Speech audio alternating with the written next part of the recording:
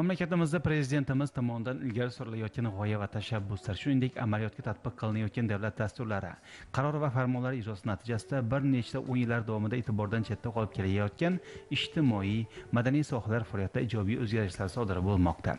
Xususan, Qoraqalpog'iston Respublikasining shimoliy-g'arbiy qismida joylashgan Qonliko'l tumanida ijtimoiy, iqtisodiy sohalarning faoliyatiga nazar solar ekanmiz, uzoqqa bormasdan keyingi 5-6 yilning ichida tumanda aytishga arzigulik ishlar qilinganini ko'rishimiz mumkin. Birgina o'tgan yilning o'zida boshqa sohalar singari qurilish va obodonlashtirish sohasida xalq manfaatiga xizmat qiladigan ko'plab amaliy ishlar olib borildi. Өткен жылдар Қалдыкөл районымызда құрылыс жұмыстары әдеуір жақсы жұмақланды. Жұмыстары президентіміздің шығарған қарар фарманлары бойынша бірқатар жұмыстар әмелге асырылды. Қазір бүгінгі күнде президентіміздің 404 салы қарары бойынша екі жерде халқымызды ішімдік сумен тәмінлеу жұмысы алып барылып жатыр. Мәселен, Бескөпір ауыл бұқаралар жиынында, Атақан ауыл һәм Митин ауылларда 8 километрден астам жеріміз. Қалдыкөл поселок бұқаралар жиынының аймағында да сондай 4 километрге шамасы ішімдік сулар тартылып жатыпты. Бүгін жұмыс басталып кетті. Тендер саудаларына қойылып, жеңімпазы анықталды. Бүгінгі күнде олар жұмысы басталады. 80%-дан артық жұмысы жұмақлану алдында, Құдай қаласа Наурыз байрамына тапсырамыз деп жатырды.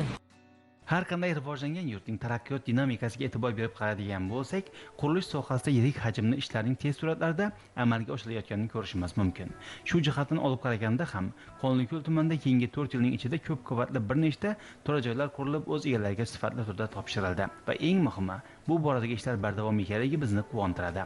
Xalq sonining tobora ortib borishi sababli bugungi kunda mana shunday zamonaviy va muhtasham madaniy ijtimoiy inshootlarga, shuningdek, jahon arxitektura andozalaridagi ko'rkam uy-joylarga bo'lgan ehtiyoj ortishini barchamiz yaxshi bilamiz. Bu kabi ezgu ishlar boshida turib, ularning smetaviy loyiha hujjatlarini vaqtida bajarib, qurilish tashkilotlariga taqdim etayotgan bosh buyurtmachi, uni bajaruvchi, loyihalovchi tomonlarning hamkorlikda va tashkilotchiligi asosida ish olib borishi, ishning samarali va sifatli turda yakunlanishiga zamin yaratadi.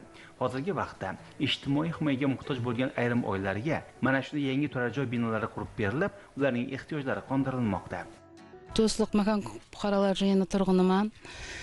Менің мұражатымды есапқа алып, мені президенттің 52-ші қарарына ілдіріп, міне жайымды салып беріп жатыр. Алдыңғы жайым 2 қаналы еді, енді міне заманауи жай қылып, жасау шарайатларын жақсылап беріп жатыр. Бұның үшін ең әуелі президентімізге рахмет. Juda quvonchliimiz, жақсы жасау шарайатларымыз бар. Obod va fayzli mahallalar yurtimizning ko'rkidir. Negaki, har qanday yangilanish va o'zgarishlar o'zlarimiz yashab turgan mahallalardan boshlanishi kerak.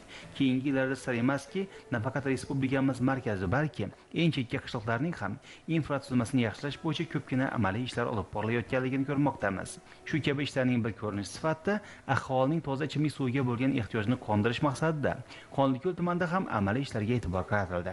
So'zimizning tasdig'ini tumandagi Beskopir ovul fuqarolar yig'indagi qishloq aholisining toza ichimlik suviga bo'lgan ehtiyojini qondirishga qaratilgan amaliy ishlardan ko'rishimiz mumkin. Hududda suv qurilishi ishlari keng tus olgan. Bu yilga Xudosi endi o'sha Qonliko'l rayoni Beskopir ovul fuqarolar yig'inida o'sha obyektimizda ishlab o'tiramiz. 150 xo'jalik toza suv bilan ta'minlaymiz. Hozircha shumisimizning 80-85% жұмысы o'rinlandi. Xudosi endi Navruz bayramga toza ichimlik suv beramiz degan niyetdemiz xalqimizga. Qurilishning qarshisi 1 milliard 119 million so'm. Alдағы vaqtda senede o'sындай suv yo'nalishi bo'yicha ko'p xalqimizni quvantamiz degan niyetdemiz.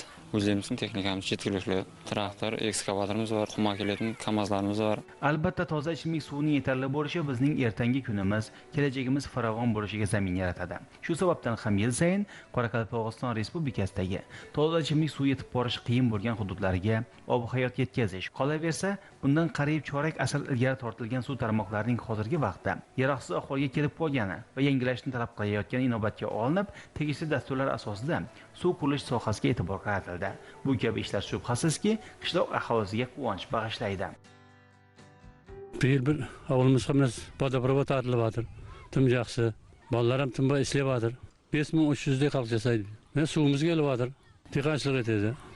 Beşer, pomidor, barini aytib yegib bozorga chiqaradi. Respublikamiz hududidagi suv inshootlari qurilishining samarali bajarilishida bosh buyurtmachi bo'lgan suv ta'minoti va oqova suv inshootlari qurilishi bo'yicha injiniring kompaniyasi sho'ba korxonasining Qoraqalpog'iston Respublikasi hududiy boshqarmasi bilan hamkorlikda bosh pudratchi suv qurilishiga mas'ul bo'lgan korxona va tashkilotlar bilan birgalikda joriy yilning o'zida yirik hajmli qurilish ishlari amalga oshirilyapti.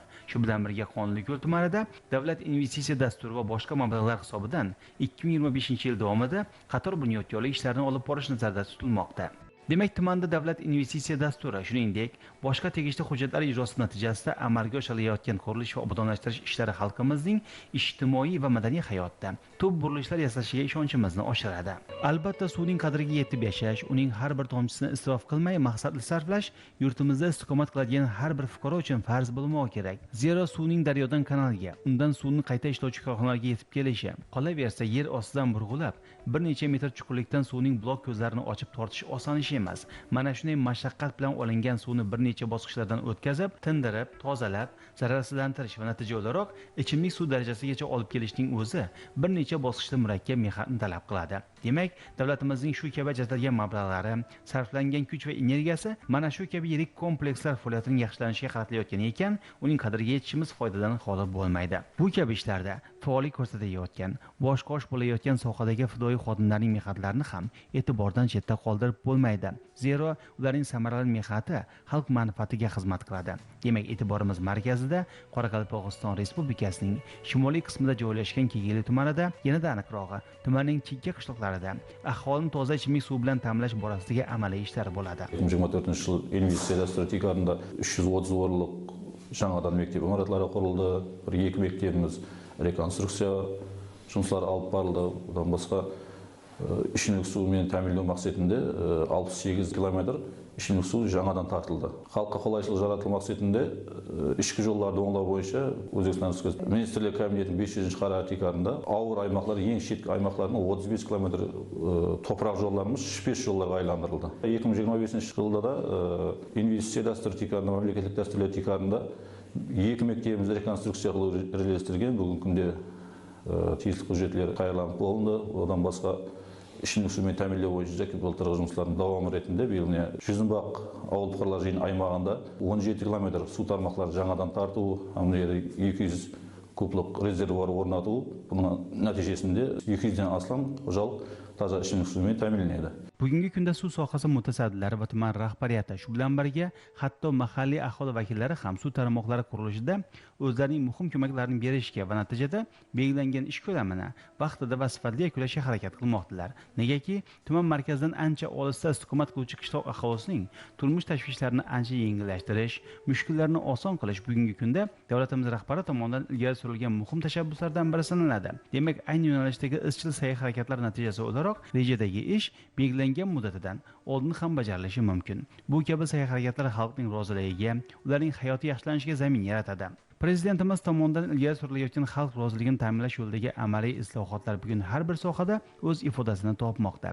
Ayniqsa, qishloq joylarida ham madaniy, ham ijtimoiy inshootlar qurish, qishloq ko'chalarining ahvolini yaxshilash va qum shag'al yotqizish, zamonaviy binolarni qurish kabi ishlarning izchil olib borilishi xalqimizga ulkan quvonch va ertasiga bo'lgan ishonchni ham oshirmoqda. Eng quvonarli tomoni, bu kabi ezgu ishlar har bir tumanda va har bir qishloqda uzviy ravishda olib borilmoqda. Natija o'laroq xalqimizning hayotida ijobiy o'zgarishlar sodir bo'lyapti.